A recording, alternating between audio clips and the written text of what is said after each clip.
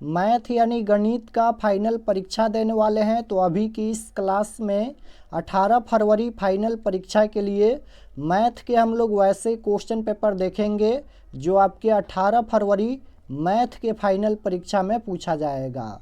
तो आप लोग इस क्लास में अंत तक बने रहिएगा।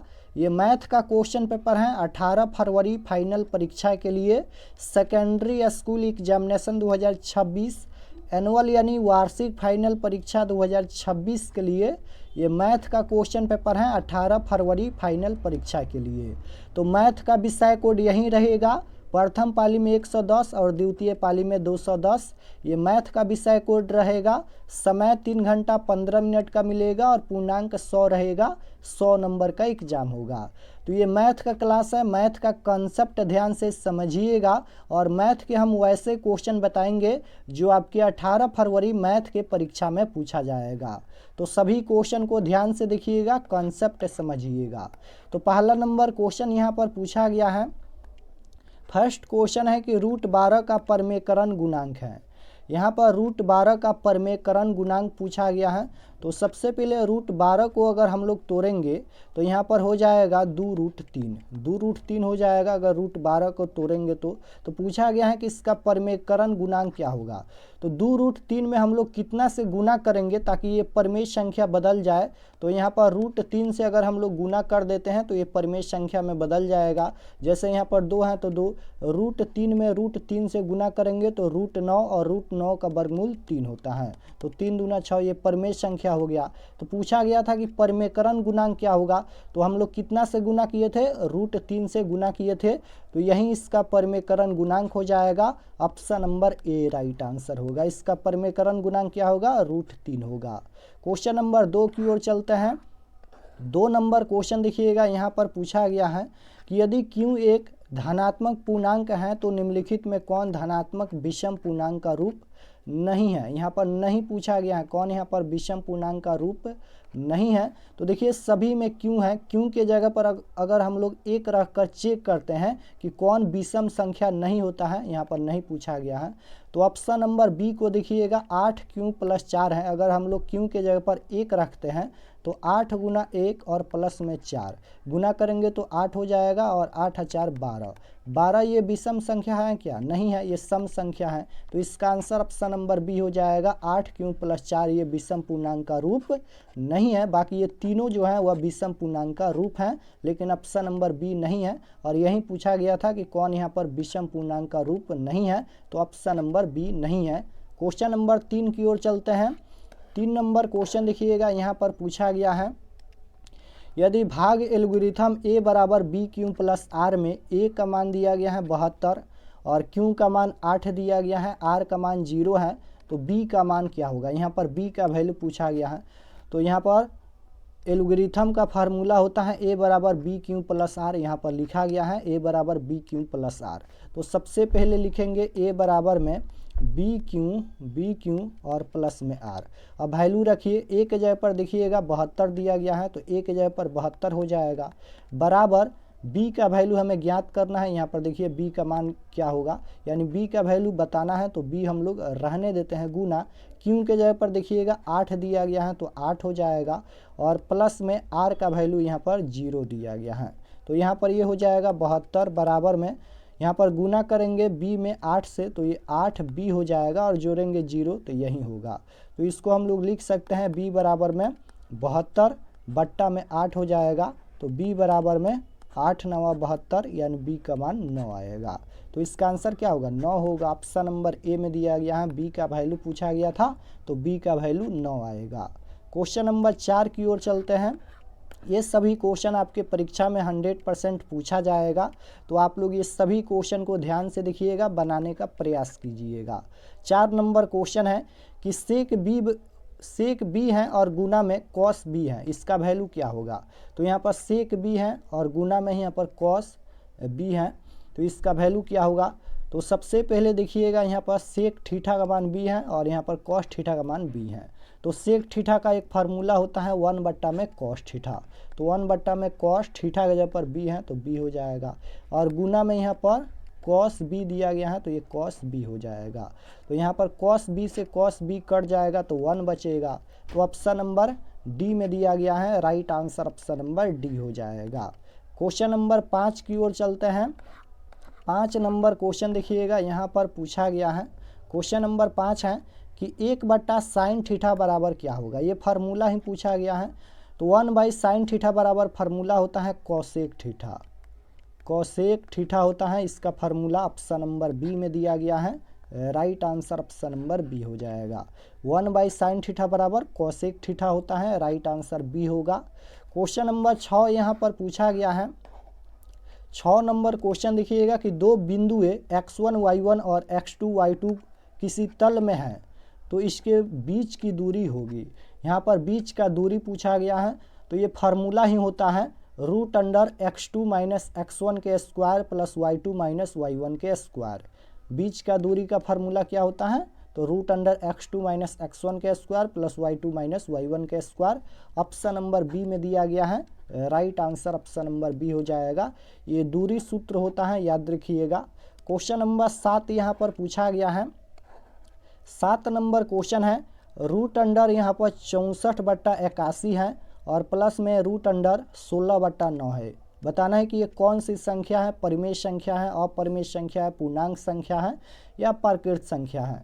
तो यहाँ पर देखिए ये दोनों रूट में है। तो सबसे पहले √64 है। √64 का वर्गमूल कितना होता है? 8 होता है।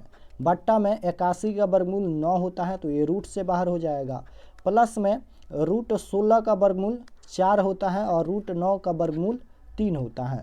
तो यहाँ पर ये रूट से बाहर हो गया तो यह एक परिमेय संख्या हो जाएगा, right answer option number A होगा। जो संख्या रूट से बाहर हो जाएगा वह एक परिमेय संख्या हो जाएगा और जो संख्या रूट में रहेगा वह एक अपरिमेय संख्या होता है। क्वेश्चन नंबर 8 की ओर चलते हैं। 8 नंबर क्वेश्चन देखिएगा, यहाँ पर पूछा गया है कि दो चर x, y में रैखिक समीकरण x + by + c = 0 में कितने अधिकतम हल संभव हैं? तो इसका अनगिनत हल संभव हैं, right answer option number C हो जाएगा। इसका अनगिनत हल संभव है। क्वेश्चन नंबर 9 यहाँ पर पूछा गया है। 9 नंबर क्वेश्चन देखिएगा, यहाँ पर यदि 2x + 3y = 11 और 2x - 4y = -24 हो तो यहाँ पर x और y का वैल्यू पूछा गया है। ये दो रैखिक समीकरण दिया गया है, इसमें से x और y का वैल्यू निकालना है। तो इसको विलोपन विधि, प्रतिस्थापन विधि से बना सकते हैं, x और y का वैल्यू निकाल सकते हैं, या सबसे आसान है सभी का वैल्यू इसमें समीकरण में रख कर चेक करिए कि कौन बराबर में आ जाता है। तो यहाँ पर डी ऑप्शन को देखिएगा, x का मान -2 है और y का मान 5 है। अगर समीकरण 1 में रखते हैं, जैसे x के जगह पर 2 गुना x के जगह पर यहाँ पर -2 है तो -2 और प्लस में यहाँ पर 3y है, y के जगह पर यहाँ पर 5 दिया गया है तो 5 रखते हैं और बराबर में यहाँ पर 11 दिया गया है। इसको गुना करने पर, जोड़ने पर, यानी इसको सॉल्व करने पर 11 आना चाहिए। तो यहाँ पर देखिए 2 गुना -2 है तो ये -4 हो जाएगा और प्लस में 5 तिहाई 15। तो यहाँ पर देखिए माइनस प्लस है तो ये माइनस होगा, घटेगा तो 11 हो जाएगा प्लस का। तो यहाँ पर 11 बराबर में आ गया तो ये तो हो गया। अब समीकरण 2 को देखते हैं। इसमें x के जगह पर -2 -4 गुना y के जगह पर 5 है और बराबर में यहाँ पर -24 है तो -24। अब यहाँ पर देखिए गुना करेंगे तो -4 और -5 चौका 20 हो जाएगा। तो ये माइनस माइनस प्लस होता है तो माइनस का ये 24 हो जाएगा। यहाँ पर भी बराबर हो जाता है तो इसका आंसर ऑप्शन नंबर डी हो जाएगा। x का मान -2 और y का मान 5 हो जाएगा। Option number D right answer होगा। इसको विलोपन विधि, प्रतिस्थापन विधि से भी बना सकते हैं या फिर वैल्यू रखकर चेक कर लीजिए। क्वेश्चन नंबर 10 की ओर चलते हैं। 10 नंबर क्वेश्चन देखिएगा, यहाँ पर पूछा गया है रैखिक समीकरण युग्म। यहाँ पर ये दो रैखिक समीकरण दिया गया है, पूछा गया है कि कितने हल होंगे। तो चेक कर लेते हैं कि कितना हल होगा। फार्मूला होता है a1/a2 = b1/b2 = c1/c2। a1 के जगह पर यहाँ पर 2 दिया गया है, a2 के जगह पर यहाँ पर ये 6 दिया गया है, बराबर b1 के जगह पर -3 है तो -3, b2 के जगह पर यहाँ पर -9 है तो -9, c1 के जगह पर देखिएगा 2 दिया गया है, c2 के जगह पर यहाँ पर 5 दिया गया है।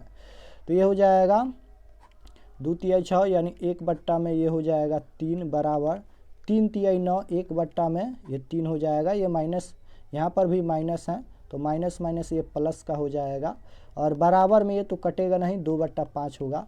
तो यहाँ पर देखिएगा A1/A2 बराबर है B1/B2 लेकिन यहाँ पर ये बराबर नहीं है C1/C2 यानी A1/A2 बराबर है B1/B2 के लेकिन यहाँ पर ये बराबर नहीं है C1/C2 के। तो इसका कितना हल होगा? तो जब A1/A2 बराबर होता है B1/B2 लेकिन बराबर नहीं होता है C1/C2 के तो इसका कोई हल नहीं होता है। तो right answer option number B हो जाएगा, इसका कोई हल नहीं होगा, option number B right answer. अगर A1/A2 बराबर नहीं होता है B1/B2, अगर यहीं पर ये बराबर नहीं होगा तो इसका एक हल होगा। अगर तीनों बराबर हो जाता है तो इसका अनगिनत हल होता है। क्वेश्चन नंबर 11 की ओर चलते हैं।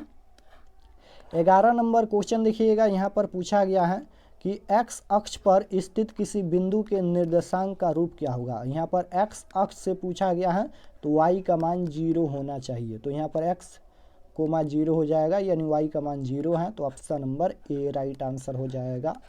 क्वेश्चन नंबर 12 की ओर चलते हैं।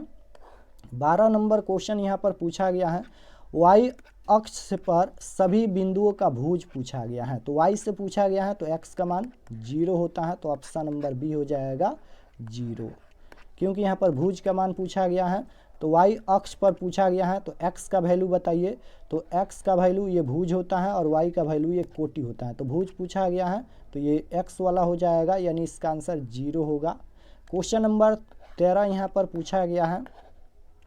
13 नंबर क्वेश्चन है कि बिंदु दिया गया है -2,5 किस चतुर्थांश में स्थित है। बताना है कि यह बिंदु किस चतुर्थांश में स्थित है। तो ग्राफ आपको याद होगा, प्रथम पाद में प्लस कोमा प्लस होता है, द्वितीय पाद या द्वितीय चतुर्थांश में माइनस प्लस होता है और तृतीय में क्या होता है माइनस कोमा माइनस होता है और चतुर्थ में क्या होता है तो प्लस कोमा माइनस होता है। बस हमें चिन्ह याद रखना है, माइनस प्लस देखना है, संख्या नहीं देखना है। कोई भी संख्या देता है उसे मतलब नहीं है, बस हमें माइनस प्लस देखना है। तो यहाँ पर देखिएगा पहला में माइनस है और दूसरा में कुछ भी नहीं है यानी प्लस छुपा है तो प्लस हो जाएगा। तो माइनस कोमा प्लस है, माइनस कोमा प्लस किस में होता है माइनस प्लस द्वितीय में होता है। तो यह बिंदु द्वितीय चतुर्थांश में स्थित है, right answer option number B हो जाएगा। चतुर्थ में क्या होता है प्लस माइनस होता है, तृतीय में क्या होता है माइनस माइनस होता है, प्रथम में क्या होता है प्लस कोमा प्लस होता है। तो बस ये 4 चिन्ह आपको याद रखना है और इस तरह से क्वेश्चन आपके परीक्षा में 100% 2 से 3 क्वेश्चन पूछा जाएगा। क्वेश्चन नंबर 14 की ओर चलते हैं। 14 नंबर क्वेश्चन देखिएगा, यहाँ पर पूछा गया है कि 1/√3 ये किसका मान है। 1/√3 किसका मान है तो चेक कर लेते हैं। 37 डिग्री का मान होता है 1/2 तो ये तो गलत है। tan 30 डिग्री का मान 1/√3 होता है तो यही इसका आंसर हो जाएगा। tan 30 डिग्री का मान 1/√3 होता है तो option number B right answer होगा। cos 60 डिग्री का मान होता है 1/2, tan 45 डिग्री का मान 1 होता है तो 1/√3 पूछा गया है तो tan 30 डिग्री का मान होता है, ऑप्शन नंबर बी में दिया गया है, राइट आंसर बी होगा। क्वेश्चन नंबर 15 देखिएगा, यहाँ पर पूछा गया है 15 नंबर क्वेश्चन है कि sin 90 डिग्री गुना tan 60 डिग्री और गुना में cos 30 डिग्री बराबर क्या होगा। तो इसे हल कर लेते हैं। sin 90 डिग्री का मान कितना होता है 1 होता है गुना tan 60 डिग्री का मान √3 होता है गुना cos 30 डिग्री का मान कितना होता है तो cos 30 डिग्री का मान होता है √3/2 होता है। ऊपर में हो जाएगा 3 और नीचे में हो जाएगा 2, 3/2 ऑप्शन नंबर बी में दिया गया है, right answer option number B होगा। क्वेश्चन नंबर 16 की ओर चलते हैं। 16 नंबर क्वेश्चन देखिएगा, यहाँ पर पूछा गया है इनमें किसका मान √2 के बराबर है तो चेक कर लेते हैं। कोसेक 45 डिग्री का मान ही √2 होता है तो ऑप्शन नंबर ए में ही दिया गया है, राइट आंसर ऑप्शन नंबर ए हो जाएगा। क्वेश्चन नंबर 17 की ओर चलते हैं। 17 नंबर क्वेश्चन देखिएगा, यहाँ पर पूछा गया है यदि बहुपद x² - 9x + a के शून्यों का गुणनफल, यहाँ पर गुणनफल लिखा गया है, गुणनफल 8 है तो a का मान क्या होगा। यानी अल्फा इंटू बीटा ये शून्यों का गुणनफल होता है और इसका फार्मूला होता है c/a। तो यहाँ पर गुणनफल यानी अल्फ़ा इंटू बीटा का वैल्यू 8 दिया गया है, तो अल्फ़ा इंटू बीटा के जगह पर 8 हो जाएगा, बराबर सी के जगह पर देखिएगा यहाँ पर ए है तो ए हो जाएगा, और ए के जगह पर एक्स स्क्वायर के गुणांक में कुछ भी नहीं है तो हम लोग 1 लिख सकते हैं। तो ए का वैल्यू पूछा गया, गुना कर लीजिए। यहाँ पर ए में 1 से गुना करेंगे तो ए हो जाएगा, 8 में 1 से गुना करेंगे तो 8 हो जाएगा, यानी ए का मान 8 होगा और ए का मान पूछा गया था तो 8 ऑप्शन नंबर सी में दिया गया है, राइट आंसर सी होगा। क्वेश्चन नंबर 18 की ओर चलते हैं। 18 नंबर क्वेश्चन देखिएगा, यहाँ पर पूछा गया है कि बहुपद एक्स स्क्वायर माइनस 11 के शून्यक हैं, इसका शून्यक पूछा गया है। तो एक्स स्क्वायर माइनस 11 बराबर में 0 करेंगे, तो एक्स स्क्वायर बराबर ये माइनस का 11 है, इधर आएगा तो प्लस का 11 हो जाएगा, स्क्वायर हटेगा तो ये रूट में जाएगा, रूट अंडर 11। तो इसका 2 शून्यक होगा, एक प्लस का रूट 11 और एक माइनस का रूट 11। तो ऑप्शन नंबर सी में दिया गया है, एक प्लस का रूट 11 और एक माइनस का root 11, option number C right answer होगा। क्वेश्चन नंबर 19 की ओर चलते हैं। 19 नंबर क्वेश्चन देखिएगा, यहाँ पर पूछा गया है कि साइन थीटा गुना कॉट थीटा का व्युत्क्रम क्या होगा। तो साइन थीटा गुना में यहाँ पर कॉट थीटा है, तो यहाँ पर लिखेंगे साइन थीटा है तो साइन थीटा रहने देते हैं, और गुना कॉट थीटा का एक फार्मूला होता है कॉस थीटा बटा में साइन थीटा, ये फार्मूला होता है। अगर कॉस थीटा बटा साइन थीटा है तो कॉट थीटा लिख सकते हैं, या कॉट थीटा के जगह पर हम लोग कॉस थीटा बटा साइन थीटा लिख सकते हैं, ये फार्मूला है। तो साइन थीटा से साइन थीटा कट जाएगा तो क्या बचेगा, कॉस थीटा बचेगा। तो इसका आंसर क्या होगा, cos theta, option number B में दिया गया है, right answer option number B होगा। क्वेश्चन नंबर 20 की ओर चलते हैं। 20 नंबर क्वेश्चन देखिएगा, यहाँ पर पूछा गया है, ये आंकड़ा दिया गया है, इसका बहुलक पूछा गया है, इसका बहुलक क्या होगा। तो जो संख्या बार बार रिपीट हुआ है वही इसका बहुलक हो जाएगा। तो इनमें सबसे ज़्यादा बार कौन सा संख्या आया है, तो 7 यहाँ पर ये 3 बार आया है, यानी सबसे ज़्यादा बार रिपीट हुआ है 7, तो इसका बहुलक 7 हो जाएगा, ऑप्शन नंबर सी में दिया गया है, राइट आंसर सी होगा। क्वेश्चन नंबर 21 की ओर चलते हैं। 21 नंबर क्वेश्चन देखिएगा, यहाँ पर पूछा गया है, यहाँ पर इसका माध्यक बताना है कि इसका माध्यक क्या होगा।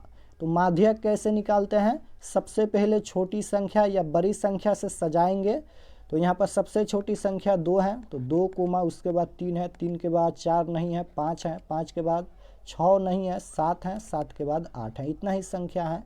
तो 2 संख्या इधर से निकालेंगे, 2 संख्या इधर से निकालेंगे, बीच में बचा 5, तो यही इसका माध्यक हो जाएगा 5, ऑप्शन नंबर सी में दिया गया है। क्वेश्चन नंबर 22 की ओर चलते हैं। 22 नंबर क्वेश्चन देखिएगा, यहाँ पर पूछा गया है कि आंकड़े दिया गया है, इसका बहुलक क्या होगा। यहाँ पर भी बहुलक पूछा गया है, तो जो संख्या बार बार रिपीट हुआ है वही इसका बहुलक होगा। तो सबसे ज़्यादा बार 9 है, यहाँ पर देखिए 1 2 3, 3 बार 9 आया है, यानी सबसे ज़्यादा बार यही रिपीट हुआ है, तो इसका बहुलक 9 हो जाएगा, option number B right answer. Question number 23 की ओर चलते हैं।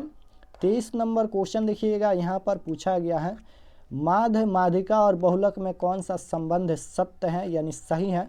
तो माध्य माइनस बहुलक बराबर 3 इंटू माध्य माइनस माध्यिका होता है, ऑप्शन नंबर ए में ही दिया गया है, right answer option number A होगा। क्वेश्चन नंबर 24 यहाँ पर पूछा गया है। 24 नंबर क्वेश्चन है कि निम्नलिखित में कौन सी संख्या किसी घटना की प्रायिकता नहीं हो सकती है। पूछा गया है कि कौन सी संख्या किसी घटना की प्रायिकता नहीं हो सकती है। तो प्रायिकता का अधिकतम मान 1 ही होगा, 1 से ज़्यादा है तो उसकी प्रायिकता नहीं होगी। तो 1.9 है यहाँ पर, यानी 1 से ज़्यादा है तो इसकी प्रायिकता नहीं होगी, right answer option number B हो जाएगा। यहाँ पर 0.5 है, 1 से कम है, इसकी प्रायिकता होगी। और 1 से लेकर 100% तक, यहाँ पर प्रतिशत में दिया गया है, तो 1 से लेकर 100% तक की प्रायिकता होती है, तो इसकी भी प्रायिकता होगी। 3/4 है, भाग देंगे तो 0 पॉइंट कुछ आएगा, तो इसकी भी प्रायिकता होगी, लेकिन इसकी प्रायिकता नहीं होगी क्योंकि यहाँ पर 1.9 है, डायरेक्ट यहाँ पर 1 से ज़्यादा है। क्वेश्चन नंबर 25 की ओर चलते हैं। 25 नंबर क्वेश्चन देखिएगा, यहाँ पर पूछा गया है कि प्रायिकता का न्यूनतम मान होता है। प्रायिकता का न्यूनतम मान क्या होता है, 0 होता है, और अधिकतम मान 1 होता है। निश्चित घटना की प्रायिकता 1 होती है, याद रखिएगा। क्वेश्चन नंबर 26 देखिएगा, यहाँ पर पूछा गया है कि एक असंभव घटना की प्रायिकता क्या होगी।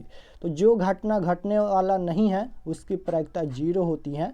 Right answer option number B हो जाएगा। एक असंभव घटना की प्रायिकता क्या होती है, 0 होती है, और निश्चित घटना की प्रायिकता 1 होती है। क्वेश्चन नंबर 27 देखिएगा, यहाँ पर पूछा गया है। 27 नंबर क्वेश्चन है, यदि Q एक धनात्मक पूर्णांक है तो निम्नलिखित में कौन धनात्मक विषम पूर्णांक है। विषम पूर्णांक पूछा गया है, तो ए ऑप्शन को चेक कर लेते हैं। Q के जगह पर 1 रखकर, तो 6 गुना 1, Q के जगह पर 1 रखेंगे प्लस में 1, तो 6 एकम 6, 6 एक 7, 7 यहाँ पर ये विषम संख्या है, तो इसका आंसर ऑप्शन नंबर ए हो जाएगा। ये विषम पूर्णांक का रूप है। क्वेश्चन नंबर 28 की ओर चलते हैं। 28 नंबर क्वेश्चन देखिएगा, यहाँ पर पूछा गया है, यदि किसी समांतर श्रेणी का पांचवा पद 11 एवं सार्वंतर 2 है तो उसका प्रथम पद क्या होगा। प्रथम पद पूछा गया है, तो यहाँ पर देखिएगा किसी समांतर श्रेणी का पांचवा पद 11 है, तो पांचवा पद का फार्मूला क्या लिखेंगे, तो a प्लस में 4d लिखेंगे, बराबर में यहाँ पर 11 दिया गया है। तो यहाँ पर प्रथम पद पूछा गया है, यानी a का वैल्यू पूछा गया है, तो a को रहने देते हैं, प्लस में 4 गुना d होता है सार्वंतर, और सार्वंतर का वैल्यू यहाँ पर देखिएगा 2 दिया गया है, तो 2 हो जाएगा बराबर में 11। तो a प्लस में 4 दूना 8 हो जाएगा, बराबर में 11। तो a बराबर में 11, और ये प्लस का 8 है, इधर आएगा तो माइनस का 8 हो जाएगा। तो a बराबर में घटाएंगे तो कितना होगा, 3 होगा ना। ऑप्शन नंबर सी में दिया गया है, a का मान क्या होगा, 3 होगा। तो क्वेश्चन नंबर 28 का right answer option number C हो जाएगा। क्वेश्चन नंबर 29 यहाँ पर देखिएगा, पूछा गया है कि कॉस 60 डिग्री बराबर क्या होगा। कॉस 60 डिग्री का वैल्यू कितना होता है, तो 1/2 होता है, ये फार्मूला है। 1/2 ऑप्शन नंबर ए में दिया गया है, राइट आंसर ए होगा। क्वेश्चन नंबर 30 देखिए, यहाँ पर पूछा गया है। 30 नंबर क्वेश्चन है कि समांतर श्रेणी दिया गया है, इसके प्रथम 20 पदों का योगफल क्या होगा। 20 पदों का योगफल पूछा गया है, ये क्वेश्चन सब्जेक्टिव में कई बार पूछा गया है, तो निकाल लेते हैं 20 पदों का योगफल। सबसे पहले a के जगह पर, यानी प्रथम पद 1 दिया गया है, तो 1 हो जाएगा। d के जगह पर d यानी सार्वंतर, और सार्वंतर कैसे निकालते हैं, तो दूसरे पद में से पहले पद को घटाया जाता है। 4 में से 1 घटाएंगे तो 3 बचेगा, और n के जगह पर यहाँ पर 20 हो जाएगा, क्योंकि पूछा गया है कि प्रथम 20 पदों का योगफल, तो n के जगह पर 20 हो जाएगा। फार्मूला होता है योगफल का फार्मूला होता है Sn बराबर n/2 इंटू में 2a प्लस n-1 इंटू में d होता है। ये Sn का फार्मूला होता है, यानी योगफल का फार्मूला होता है। वैल्यू रखिए, n के जगह पर 20 है, बट्टा में 2 हो जाएगा, इंटू में 2 गुना a के जगह पर 1 है, प्लस में n के जगह पर 20 है, -1 d के जगह पर 3 है यहाँ पर। तो यहाँ पर 10 दूना 20 यानी 10 हो जाएगा, ये कट के 10 हो जाएगा, इंटू में ये गुना करेंगे तो 2 हो जाएगा, प्लस में यहाँ पर घटाएंगे 20 में से 1 घटाएंगे 19, और गुना में 3 हो जाएगा। तो यहाँ पर देखिएगा ये हो जाएगा 10 इंटू में यहाँ पर 2 प्लस में 19 या 57, तो यहाँ पर हो जाएगा 10 गुना, जोड़ेंगे तो कितना होगा 59 हो जाएगा, गुना करेंगे तो कितना होगा, गुना कर लेते हैं, 59 गुना 10 करेंगे, ये हो जाएगा 0095, यानी 095, 590 होगा, 590। तो 590 इसका आंसर होगा, ऑप्शन नंबर सी में दिया गया है, right answer option number C होगा। क्वेश्चन नंबर 31 की ओर चलते हैं। 31 नंबर क्वेश्चन देखिएगा, यहाँ पर पूछा गया है कि tan 30 डिग्री बराबर क्या होगा। tan 30 डिग्री का वैल्यू पूछा गया है, तो 1/√3 होता है, 1/√3 ऑप्शन नंबर सी में दिया गया है, right answer option number C होगा। क्वेश्चन नंबर 32 यहाँ पर पूछा गया है। 32 नंबर क्वेश्चन है कि sine square 90 degree minus tan square 45 degree बराबर क्या होगा। साइन स्क्वायर 90 डिग्री है, तो साइन 90 डिग्री का मान 1 होता है, स्क्वायर है तो square, minus tan square 45 degree है, tan 45 डिग्री का मान 1 होता है, स्क्वायर है तो स्क्वायर करेंगे, 1 का स्क्वायर 1 माइनस 1 का स्क्वायर 1, 1 में से 1 घटाएंगे तो 0 बचेगा। इसका आंसर ऑप्शन नंबर डी हो जाएगा 0। क्वेश्चन नंबर 33 की ओर चलते हैं। 33 नंबर क्वेश्चन देखिएगा, यहाँ पर पूछा गया है कि बिंदु दिया गया है 8 साइन 60 डिग्री कोमा 0 तथा 0,8 cos 60 डिग्री के बीच का दूरी है। बीच का दूरी पूछा गया है। दूरी सूत्र क्या होता है, root under x2 minus x1 के square plus y2 minus y1 के स्क्वायर। x2 के जगह पर 0 है, 0 में से 8 साइन 60 डिग्री घटाएंगे तो ये 8 साइन 60 डिग्री माइनस का बचेगा ना, माइनस का यहाँ पर बचेगा, माइनस का 8 साइन 60 डिग्री बचेगा, स्क्वायर करेंगे और उसके बाद प्लस में y2 माइनस y1 के स्क्वायर। y2 के जगह पर यहाँ पर देखिएगा 8 कॉस 60 डिग्री है, 8 कॉस 60 डिग्री में से हम लोग 0 घटाएंगे तो यहीं बचेगा, यानी 8 कॉस 60 डिग्री यहीं बचेगा, स्क्वायर करेंगे तो यहाँ पर माइनस 8 का स्क्वायर हो जाएगा, प्लस का ये हो जाएगा 8 8 64, प्लस का 64 हो जाएगा और यहाँ पर हो जाएगा साइन स्क्वायर 60 डिग्री और प्लस में 8 8 64 cos square 60 degree, cos square 60 degree होगा। अब देखिए दोनों में 64 हैं तो 64 को हम लोग बाहर कर लेते हैं तो ये हो जाएगा 64 और उसके बाद यहाँ पर बचेगा साइन स्क्वायर 60 डिग्री और बचेगा यहाँ पर कॉस स्क्वायर 60 डिग्री, क्योंकि 64 को हम लोग कॉमन कर लिए हैं। तो यहाँ पर देखिए 64 का वर्गमूल कितना होता है, 8 होता है, तो ये 8 बाहर हो जाएगा और रूट अंडर क्या बचेगा, बचेगा यहाँ पर साइन स्क्वायर 60 डिग्री और प्लस में बचेगा यहाँ पर कॉस स्क्वायर 60 डिग्री। तो यहाँ पर ये हो जाएगा 8 रूट, यहाँ पर देखिए sine square 60 degree plus cos square 60 degree, theta का मान बराबर है, यानी 60 डिग्री यहाँ पर भी है और 60 डिग्री यहाँ पर भी है। तो एक फार्मूला होता है sine square theta plus cos square theta बराबर 1, तो इसके जगह पर हम लोग 1 लिख सकते हैं। तो 8 गुना रूट 1 का वर्गमूल होता है 1, 8 में 1 से गुना करेंगे 8 होगा।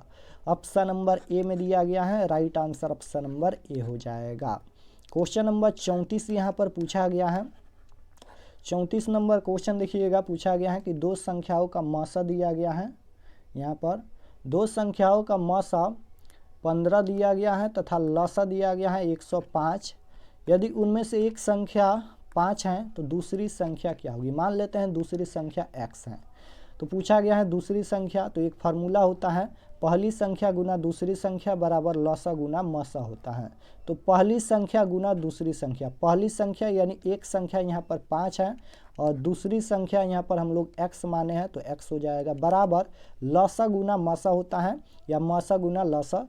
तो यहाँ पर लसा के जगह पर 105 है तो ये 105 हो जाएगा और गुना में यहाँ पर मौसा के जगह पर 15 है तो 15 हो जाएगा। गुना करेंगे तो 5x हो जाएगा बराबर, इसे गुना करेंगे तो कितना होगा, गुना कर लेते हैं 105 गुना 15 करेंगे, यहाँ पर 50 25 के 5 और ये हो जाएगा 0, यानी यहाँ पर 2 और ये हो जाएगा 5। यहाँ पर देखिएगा गुना करेंगे तो ये हो जाएगा 5 0 और यहाँ पर 1 हो जाएगा। तो 5 7 5 1 यानी 1575 हो जाएगा। यहाँ पर 1 मिनट, 1575 होगा, 1575।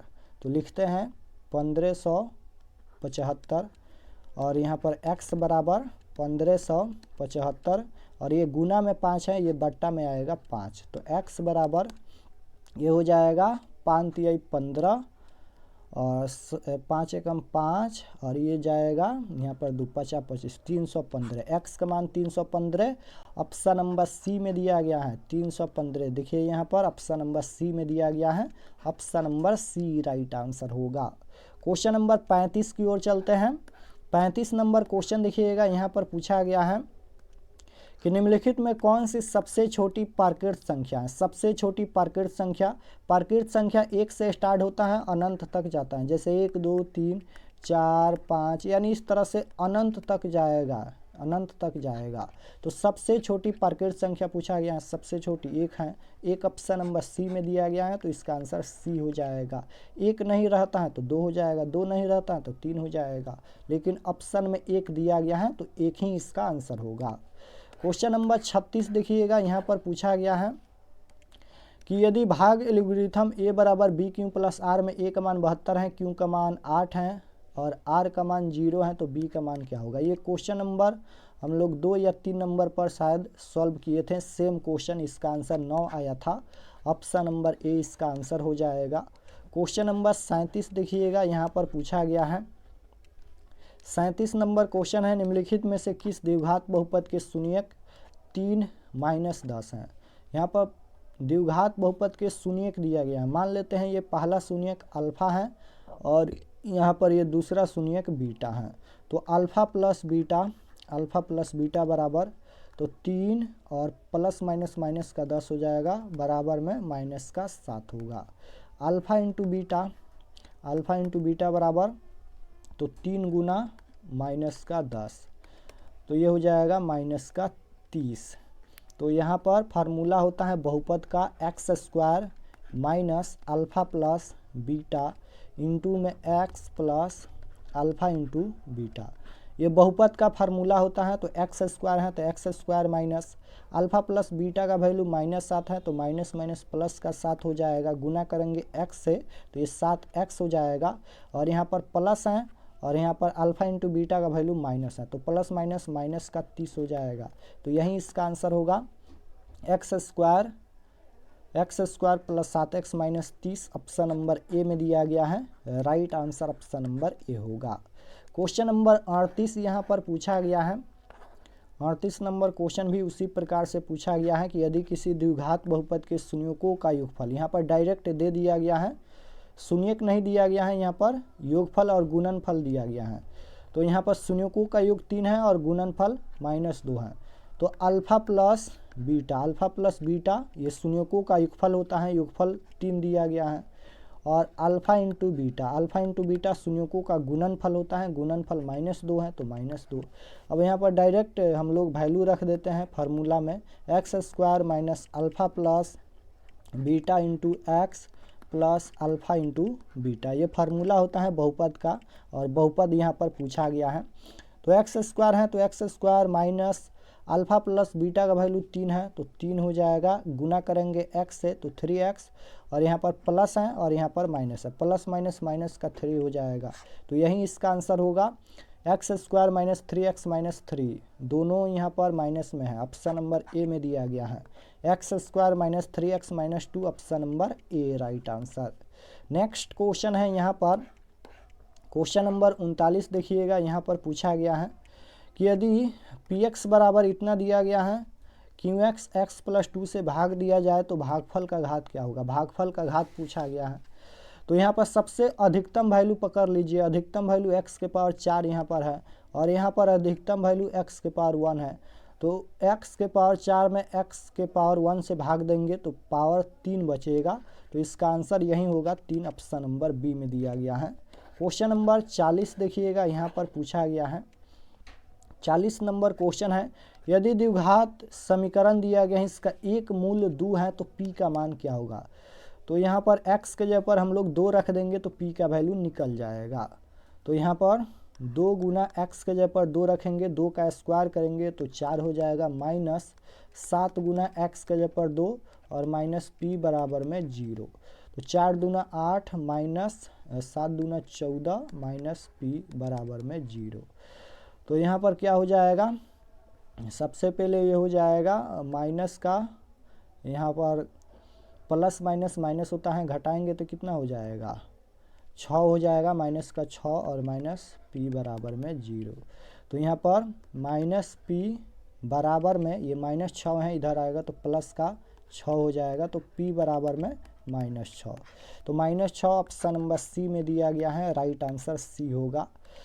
तो objective subjective question answer PDF download करने के लिए गूगल पर चले आना है और आपको सर्च करना है RK एक्सपर्ट क्लासेस। इसी चैनल का नाम आपको गूगल में सर्च करना है RK एक्सपर्ट क्लासेस। तो जैसे ही गूगल पर सर्च करेंगे RK एक्सपर्ट क्लासेस तो आपके सामने इस प्रकार से फर्स्ट पेज आएगा, इस पर आपको क्लिक करना है। यहाँ पर देखिए पहला पेज इस प्रकार से आएगा RK एक्सपर्ट क्लासेस, इस पर आपको क्लिक करना है। क्लिक करने के बाद ये ओपन हो जाएगा। ओपन होने के बाद आपको नीचे आना है क्लास 10th के सेक्शन में। यहाँ पर देखिए ये क्लास 10th का सेक्शन है और इसमें सभी सब्जेक्ट का objective subjective question answer PDF दिया गया है। तो यहाँ से आकर आप लोग क्वेश्चन आंसर PDF डाउनलोड कर सकते हैं। तो जैसे आपको हिंदी का देखना है या फिर यहाँ पर देखिएगा class 10th all subject question paper 2026 PDF download, इस पर क्लिक कीजिएगा तो इसमें सभी सब्जेक्ट का PDF मिल जाएगा।